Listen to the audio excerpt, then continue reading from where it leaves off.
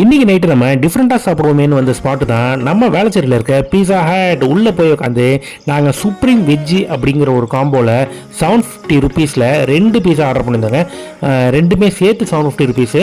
First piece எடுத்து நம்ம வந்து ட்ரை பண்ணலான்னு அந்த டாப் இன்செட் பரபரன்னு தூவி விட்டு வாயில் எடுத்து கடிச்சு பார்த்தோம்னா பீஸா ரொம்பவே நல்லாயிருக்கு. ஆனால் என்னோட பர்சனல் கருத்து பார்த்தீங்கன்னா பீஸாவில் கொஞ்சம் சீஸ் கம்மியாக இருக்குன்னு எனக்கு தோணுச்சு.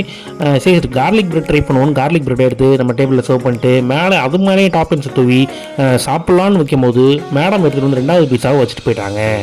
கார்லிக் பிரெட்டு அருமையாக தான் இருந்துச்சு. இருந்தாலும் 70% தான் நல்லா இருக்குது அப்படின்னு நான் சொல்லுவேன்.